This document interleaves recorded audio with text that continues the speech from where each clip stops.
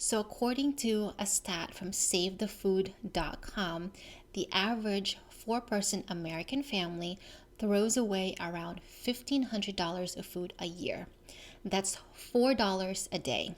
And $4 a day can mean half a sandwich, it can mean half a salad bag, it can mean a lot of things going in your trash. So, what we'll cover in this video are a few ways you can reduce your food spending so that you have more money to save, pay off debt, or use for other things.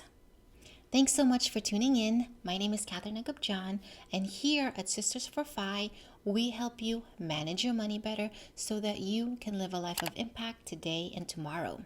And a big part of that is optimizing your expenses and specifically optimizing your food expenses. So let's get to our first step. Your first action item to save food and ultimately save money is to do a waste audit. A waste audit is basically you tracking all of the food you are putting in the trash for a week or 2 weeks. Write them down and write an estimated cost. What you'll likely see are patterns of certain food, certain kinds of leftovers, certain things that are going into your trash because either your family just doesn't have time to eat it, your family no longer likes it, or just a general fact that some of these things spoil faster. Doing this audit will help you see the changes in your family's eating habits. Perhaps things that you thought they liked, they no longer do, so it's time for you to change and optimize what you spend your money on. If you notice certain food items that are spoiling faster, then this may be a way for you to learn how to store things better so they last longer instead of going to the trash sooner. When I first did a waste audit for our household many years ago, we were a two-person household, and what we found in our trash was a lot of leafy greens and bag salads. And the idea was there that we wanted to eat healthier, incorporate more vegetables into our diet. But the reality was that I am not a big fan of salads, of cold food. So we started doing was shifting a part of our food budget away from salads and more towards hearty vegetables that we could warm up and cook and ultimately eat instead of it going to the garbage. Today, I continue to monitor what we throw in the trash if we do, because we have a preschooler at home and her habits change often, her wants change often. So I just want to make sure that we are not wasting excess food or wasting food that we thought she liked but no longer does. Your next tip is to consider shopping ethnic grocery stores. These are your non-traditional American grocery stores, and these stores normally have flavors from different parts of the world, different cuisines, and this can allow you to stock up on staples that you normally wouldn't have access to. If you love going to a Turkish restaurant, this might be the time for you to buy something that can elevate some of your food at home or can add that flavor and spice that you will love when you go to a Turkish restaurant. You can do the same thing for certain Asian cuisines like Vietnamese or Korean. Going to some of these stores that specifically cater to different ethnicities can extend the flavors of your cupboard so that you don't get bored with what you're eating at home. It can absolutely be daunting to go to these stores, but it's good to try. And if you have a friend who has that background or is that from culture, ask them what they would recommend. What kind of brands would they recommend for you to try? What kind of food, so that you are buying the things that you are most likely going to eat. For us, we frequent Asian supermarkets like H Mart, and we also frequent Middle Eastern grocery markets. And I am going to link a few videos that provide you a walkthrough of some of the things that you can buy at those grocery stores to really amp up your cupboard and your pantry and provide you a little bit more of a wider variety of things to eat at home. The next tip is to create a meal guide or a meal plan. And the idea of a meal guide is just to provide your family a guide to what's in the menu this week. And it's all about looking at your pantry, looking inside your refrigerator, and mapping out what should be eaten so that there's less spoilage and you take advantage of what's available in your fridge. Now, the good news is that meal guides don't have to be as strict, so you can absolutely incorporate some of your creativity to incorporate ingredients that are either about to expire or that you just want to include within your meals. With your guide too, you also want to schedule days for leftovers or days when you are eating out so that that's part of your plan for the week. What I also like to do with the meal guide is to take out some of the things I want to use up for that week, whether that is a can of tomatoes or other pantry items. I set it on a tray so that it's visible and I see it daily to remind myself that's what I need to use. You can also do the same thing for items in your fridge. A great thing about meal guides too is that it really reduces some of the mental energy that comes with having to prepare meals at home. Because it's written, you have a plan in place, you're not thinking last minute of what to make, which can cause stress and lead you to just go with the default of ordering takeout, which can seem more expensive, or just eating something that may not be as healthy for you and your family. The next tip I have to save food and again money is know how to store your food. Now, we've come a long way from storing our food in caves, and we now have a lot of smart fridges. Yet, many of us still don't know how to store our food properly. We end up throwing items because they spoil or get stale, and that really means throwing out money in the trash. So what I would recommend, and it sounds very nerdy, is to absolutely review the manuals for your smart fridges or whatever fridge you have so you know how to best store your food, know which area is the best place to store specific kinds of produce and specific kinds of condiments. It's also important to invest in good quality storage containers. I personally love the glass containers with the vacuum seal because it's easy to see what's inside and the food lasts longer. So if you are in the market, invest in some of these great containers that will last a while and ensures your food will also last longer.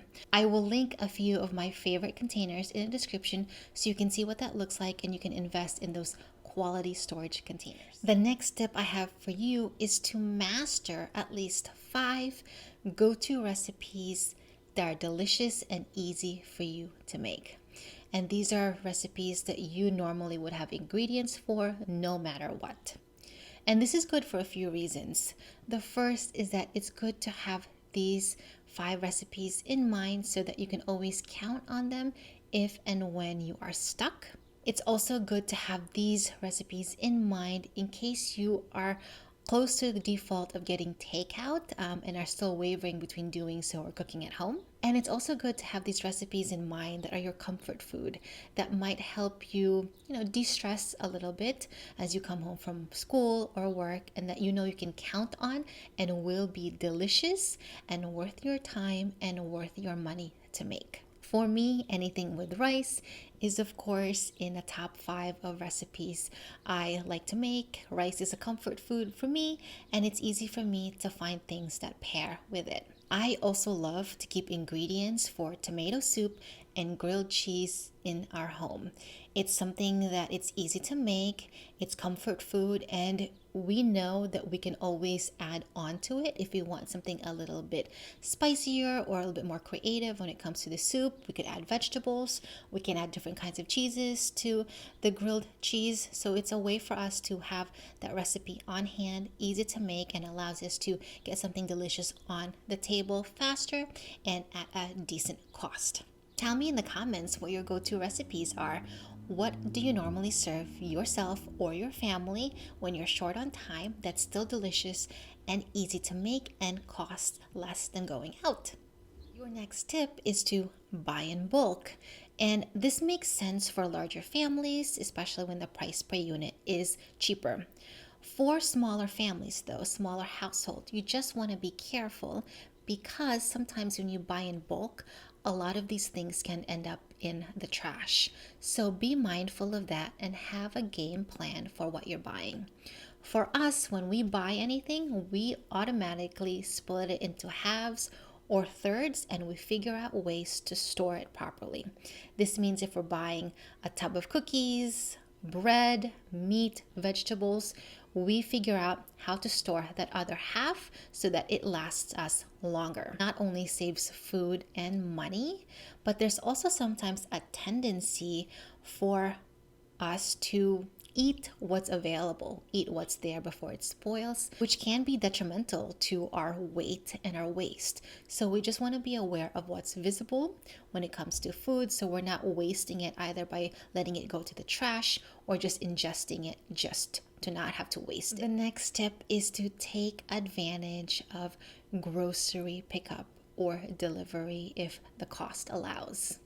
For me, this has been a lifesaver, especially in the past few years with a toddler at home. Grocery pickup has allowed me to really be mindful of what we're spending our money on, what we're adding to a cart. So usually at the beginning of the week, I'll figure out if there's things that we need and I'll start adding it to a cart.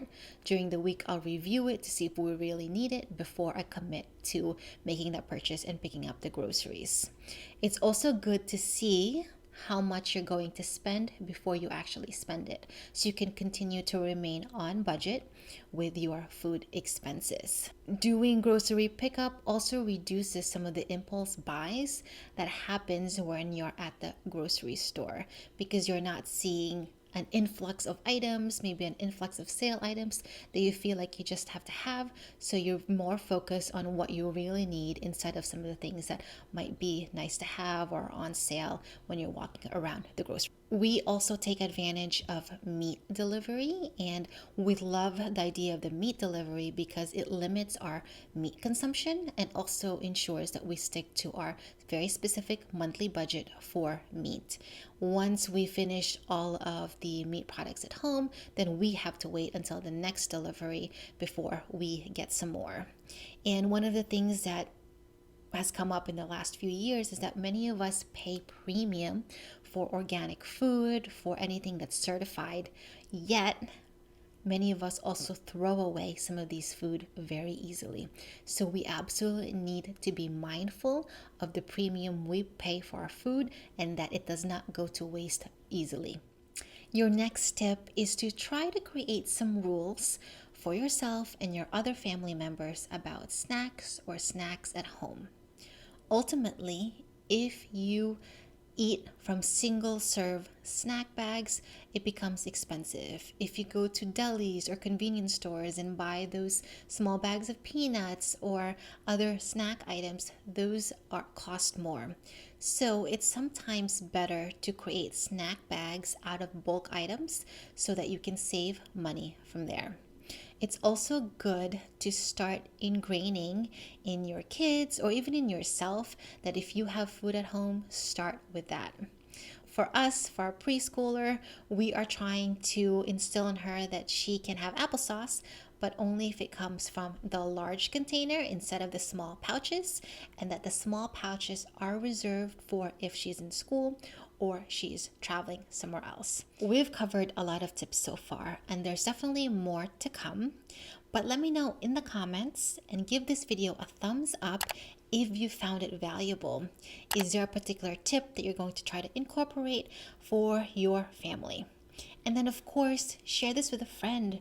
There might be someone in your circle that could use some tips to help them save the food, save money, which is ultimately good for the planet and the wallet as well. Your next tip is knowing when to throw food away. This is going back again to food waste is wasted money. Sometimes we throw food away that's expired, but actually the food is actually still good enough to eat. So unfortunately, there is no FDA regulation with the exception of infant formula that regulates expiration dates. Your nose and your eyes is the best way to tell if the food is expired, spoiled, and should be thrown out.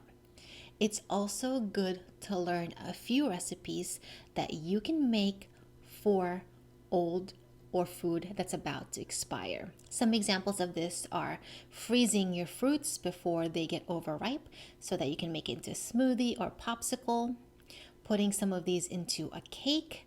And what I personally love to do is have a few of these quiche pie shells at home in our fridge so that at the end of the week, if we have leftover vegetables that we just didn't get a chance to eat, that can be put into a very simple quiche with some cheese and eggs and have that ready for breakfast. My last two tips is remember to use, if you have a credit card that provides you cash back or some more points if and when you buy at grocery stores or spend at restaurants. This can be a great way to earn a little bit more money for you when you're spending on things that are necessities.